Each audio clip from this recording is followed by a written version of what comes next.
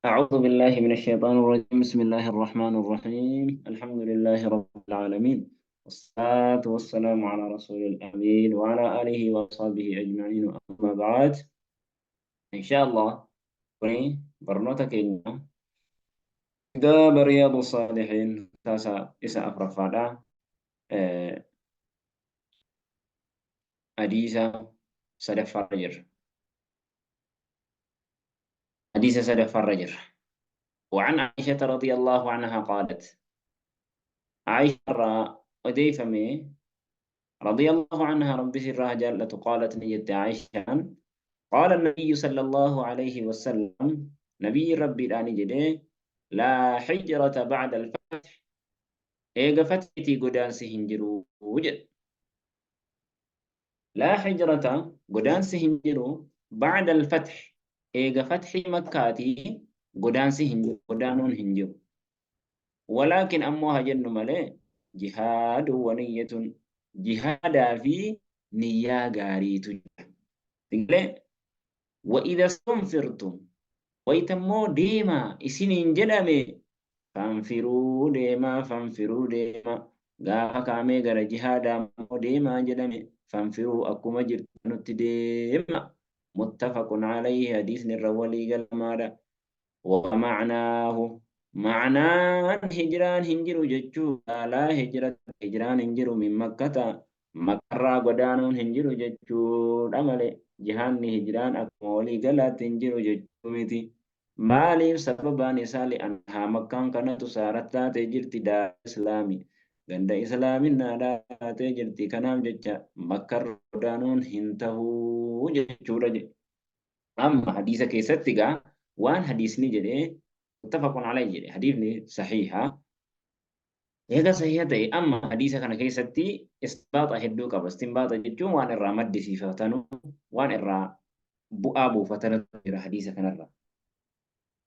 أما رسول ربي دا قدان سجلو جدون أكا ولي قلاتي قدان سهنجلو جدون ما نري سيلي كذجون قدان سبيا مكرا godaanuun hin jiru jechuudha. Sababaanoo maqaan kun ganda islaaminaati waan ta'eef bakki irraa godaananuu godaansa kan jennu biyya islaaminaarraa yookaan biyya diin islaamaa diin keessatti gaggeeffachuun hin taane sanatu jira.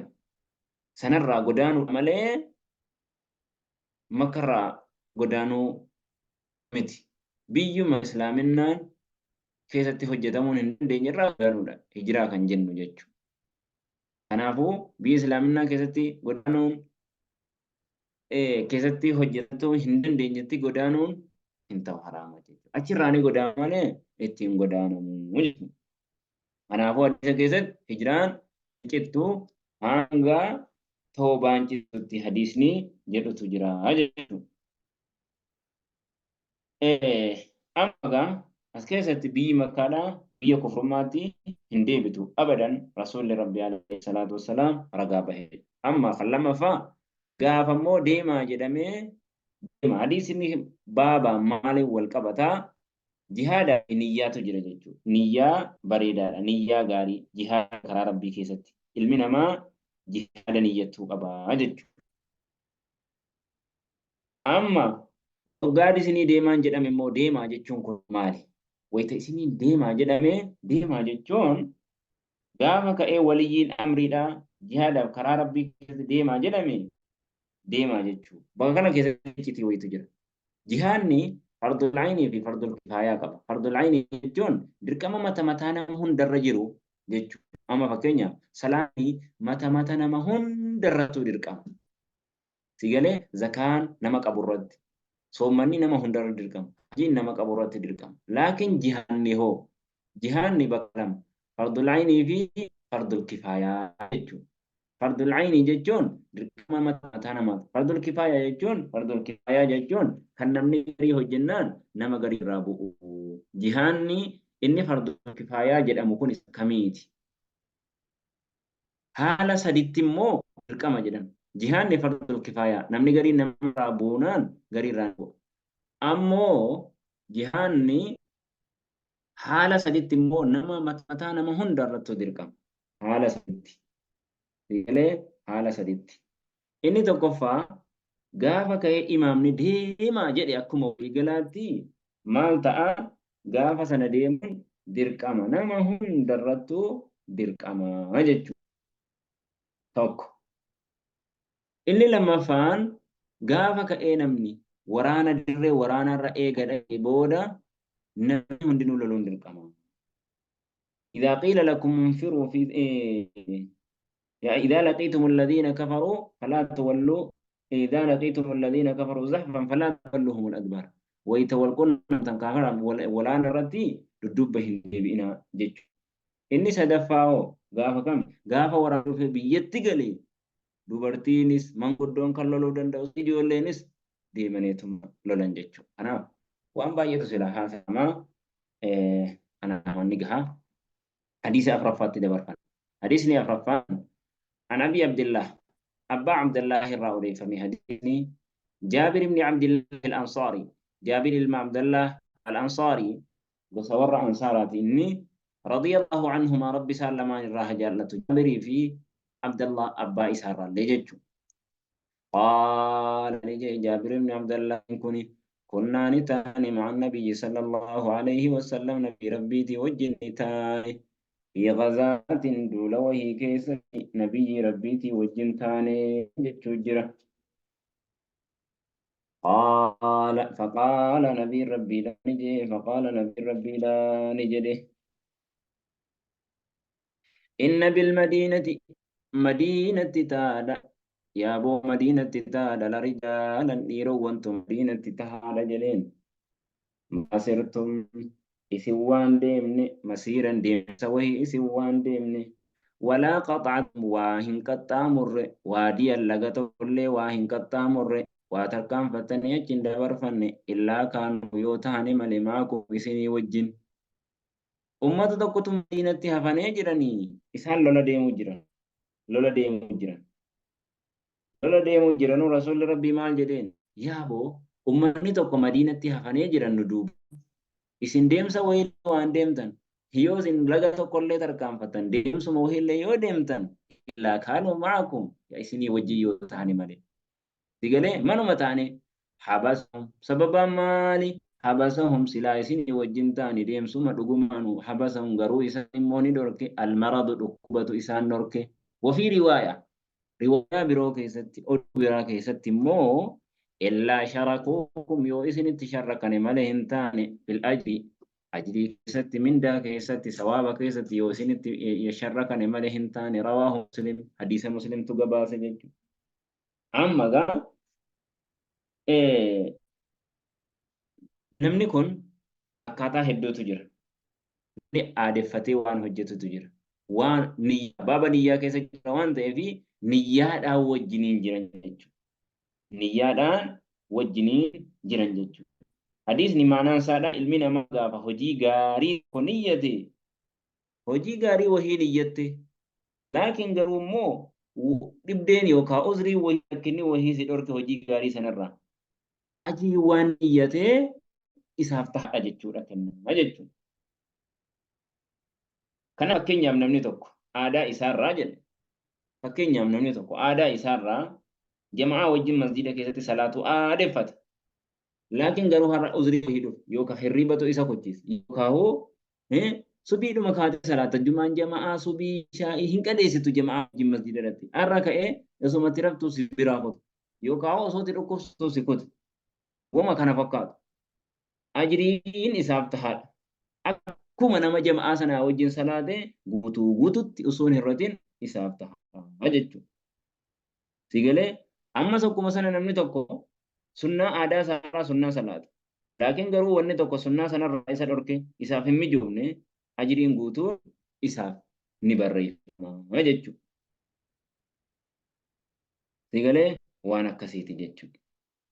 Ammoo faallaadhuma kana namni tokko jedhan aadaa isaarraa waan tokko hin hojjetu. Garuu waan tokko immoo khayrii sana hojjechuu niyyate. Aadaa isaarraa hin hojjetu. Khayrii sana hojjechuu niyyate. Sigalee niyyaa isaa sanaaf rabbiin isaaf barreessa mindaa isaaf barreessa jedhan. Kanaaf haala akkasiiti jechuudha.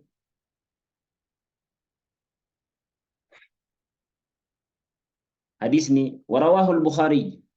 Bukhaariin odeessee حديث هم أوديسين سنة بخاري اللي قبل سجرة عن أنس رضي الله عنه أنس رضي فمن ربي سراها جالته قال لأنس رجعنا ندبن من غزوة تبوك دول لتبوك الرا تبوك الرا ندبن مع النبي صلى الله عليه وسلم نبي ربي وجل لتبوك الرا ندبن فقال نجي رسول الله عليه الصلاة والسلام إن قوما يا بو أرمة تهن خلفنا ندوبت بالمدينة مدينة تهن ما سلكنا نتوان سن شعبا فلا غارك سديما وهي نتوان سن أيوة لو في كتاب ما سلكنا نتوان سن شعبا كغارك ساتكل وان سن ولا واديا لغت كل وان سن إلا وهم معنا يؤسن وجه تحمل مالي حبسهم العذر عذريت إسان نركي كان سلان وجه من عذريت إسان نركي يجتو كنافو وان تكو كان حجتا ترتي هر عذرين سي نركي ربين غوتوتي سيب الرئيسة يجتو حديث شنفة وعن أبي يزيد مع يزيد من الأخنس أبي يزيد الراء ديفمي أبا يزيد الراء وكان سامو معني من يزيد من الأخنس رضي الله عنه ربي سراها جالته وهو معني كني في وأبوه أبان سادا يزيد من الأخنس وجده أكاكون إسالي صحابيون صحابات أجل جري إن اللي بان اللي أكاكيون اللي جري سدينو صحابات أجري تقولي قال يزيد سني جد معني من يزيد كن جد كان أبي أبانك ينتئ يزيد دنانير دينار وهي نباس يتصدق تودا من صدق دينار وهي مناباس وكاكي شساتي باس فوضعها دينار سنك عند رجل قربا وهي برنكاء في كيست قربا وهي برنكاء أجيتن نفجر أين يدفجر معني كان دفجر أبان سادا يزيدين دينار وهي صدقته داف باسه نين صدقة دي مال ودي با وهي بر مسجد كيسكا فجيتن نفجر أين يكن جتشو جرو معني جتشو جرا فأخذتها وانتتي سنن فرد دينارتي إن بابر مسجد كيسكا إن فرد فأتيته أباكي يدن في بها دينارتي سنن فرد دين أباكي أبان كو واسدقچو كيسي مسجد نبرا كيسا بركا جنان أنمو غرا براتين نفي وانتتي سنن وان صدقا دين فرد جيج فكينيو فقال نجد أبان سادا يزيدين جده والله ما إياك أردت جدين والله ربك قد ما إياك أردت أو ستي فدي جيسين صدقا نجده ستو فرأته جيسين صدقا نجده المساتين جيجو فقاسمته إلى رسول الله صلى الله عليه وسلم قرى رسول ربي تن إسامبوته قرى رسول ربي تن إساسسه إساهيمي جيجو جرا باتو جيجو جرابا فقال نجد رسول ربي عليه الصلاة والسلام لك ما نويت يا يزيد لك سيفتها ما نويت ونني يا يزيد يا يزيد ولك سيف اللي تعالى ما أخذت ونتي فرد يا معن ونتي فرد اللي سيفتها رواه البخاري بخاري تو جباسي نجد ما نبغى جدّو أسكتي نيا إساني تو إلى لام أما سلا أبان نمرات صدقة دريبه لكن علم سافر أتجدّو صدقان كون إيسا ديبته mana تديبته تيمندان كبوجة نتي فكاتا مدي مال تو إلى لام ري نمتجي صدقة شو باسوني نيا إساتو إلى لام ما جدّو أما حديث براك إساتي مال تجرا نمني سدي صدقة شو أبانه تكو حركة هتتيجي سيكا حركة إسي زنا هو جتّو جيس إتي صدقة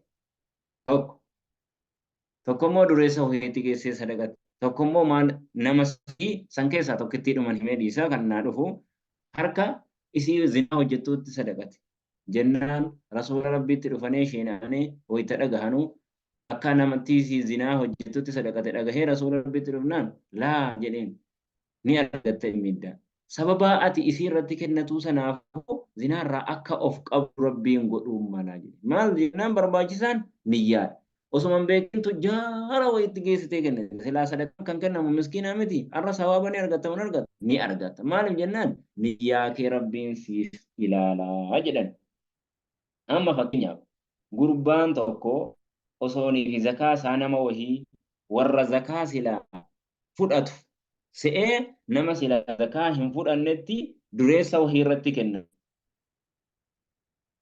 Zakaa isaanoo akkam qeebalamtu maaliif jennaan niyyaa isaatu ilaalamaa jechuudha. Si galee waan akkasiiti jechuudha. Amma namni tokko ilmi namaa tokko jaahila wallaalaadha hin beeku umraa fi hajjii garaagarummaa hin beeku nama wajjin hajjii godha. Labbeeka hajjan jedha yaa rabbi hajjiidha si owwaadha jedhee hajjii hidhata. Laakiin inni maal fedhoo jira jennaan umraa fedhoo jira. Umraatti fedhee waa tokko hin beeku isuma namni labbeeka hajjan jedhu hajjii labbeeka hajjan jedheetuma hajjii godhuu jira. Garuu immoo inni niyyaan isaa maal umraa godhuu jira.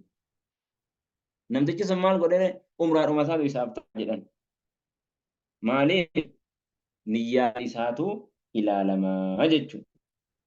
Amma namni tokko fakkeenya tokko isin kenneetiin dhaaba waan bareedaadha. Namni tokko haadha manaa isaatiin anti xaaliqun jedha.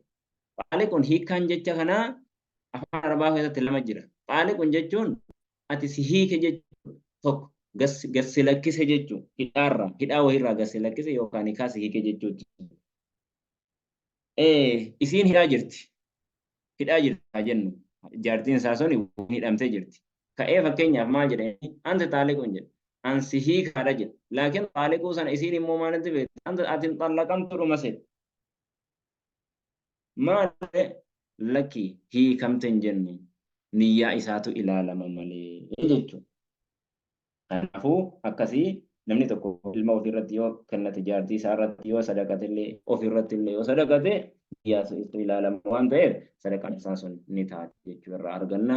Kanaafuu أسمع الرد راونا اللهم صل على محمد وعلى آله وأصحابه أجمعين.